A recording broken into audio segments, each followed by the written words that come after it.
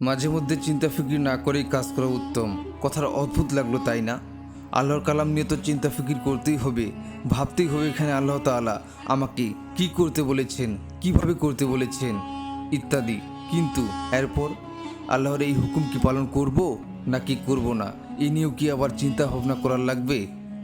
না ভাই, এখন আর কোনো ভাবাভাবির সুযোগ নেই। এখন তো আপনি জেনে গেছেন যে এটা আল্লাহর বিধান। এখন মাথায় যে চিন্তা ফিকির আর হিসাব নিকাশের পোকা ঘুরছে, সেটা হচ্ছে আপনার নফসে আম্মারা আর জনাব শয়তানের যৌথ কুমন্ত্রণা। ওনারা দুজন যৌথ উদ্যোগে আপনাকে আল্লাহর আনুগত্য থেকে দূরে সরাতে যাচ্ছেন। দেখুন আল্লাহ তাআলা কি বলেছেন। শয়তান তোমাদের অভাব অনটনের ভয় দেখায় এবং অশ্লীল কাজের আদেশ দেয়। মানে কি এই আয়াতের?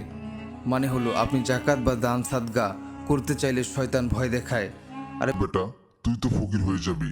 উল্টো অশ্লীল কাজ করতে কুমন্ত্রণা দেয় আপনাকে। আর এই অবস্থায় অশ্লীল কাজ কোনটা? জাকাত আদায় না করা।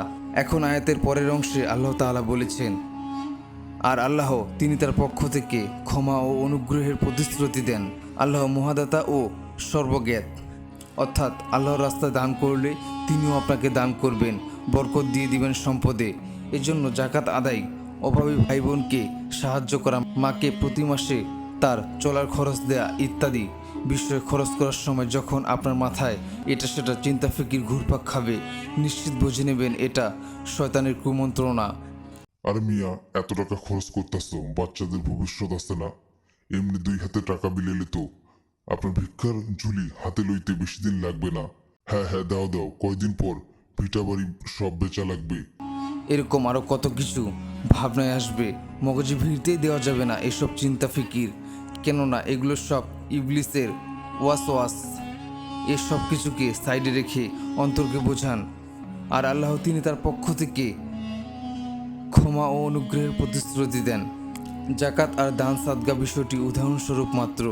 আলোচ্য আয়াতটি ধ্রুবক। এখানে অন্য যে কোনো দিনই কর্তব্য বসালে একই সিদ্ধান্ত মিলবে। কোনো দুর্বল মাজলুম ভাইয়ের আপনার একান্ত সাহায্য প্রয়োজন, একটু সাহসী ভূমিকা। এবার আয়াত মেলান। শয়তান তোমাদের অভাব অনটনের ভয় দেখায় এবং অশ্লীল কাজের আদেশ দেয়। আর আল্লাহ তিনি প্রতিশ্রুতি দেন তার পক্ষ থেকে ক্ষমা ও অনুগ্রহের। এখানে শয়তান আপনাকে জালিমের অত্যাচারের ভয় দেখাচ্ছে এবং কাপুরুষতার আদেশ দিচ্ছে।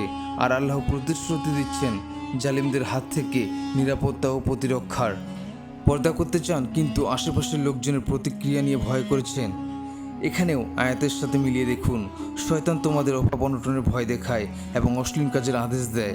আর আল্লাহ তিনি প্রতিশ্রুতি দেন তার পক্ষ থেকে ক্ষমা ও অনুগ্রহের। শয়তান আপনাকে আশেপাশের লোকজনের নিন্দার ভয় দেখাচ্ছে এবং বিপদ্দা হওয়ার আদেশ করছে। আল্লাহ প্রতিশ্রুতি দিচ্ছেন যে এদের পরিবর্তে তিনি নিজে আপনার বন্ধু হবেন, এমনকি অনেকেই অনুসরণও করবে আপনার এই কাজ। সকল ক্ষেত্রে এই অবস্থানই গ্রহণ করবেন যেটা আল্লাহ তাআলা পছন্দ করেন। ফলাফলে কি হবে না হবে সে বিষয়ে চিন্তা করা আপনার দায়িত্ব নয়। তো এই হলো আল্লাহর প্রতিশ্রুতি আর বিপরীতে শয়তানের আশ্বাস। শয়তানের প্রতিশ্রুতি স্বরূপ হলো সে তাদের প্রতিশ্রুতি দেয়, আশ্বাস দেয়। বস্তুত শয়তান তাদের যে প্রতিশ্রুতি দেয় তা প্রতারণা ছাড়া কিছুই নয়।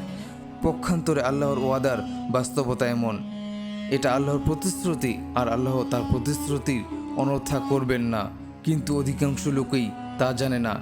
এবার সিদ্ধান্ত আপনার, আপনি কার প্রতিশ্রুতিতে আস্থা রাখবেন।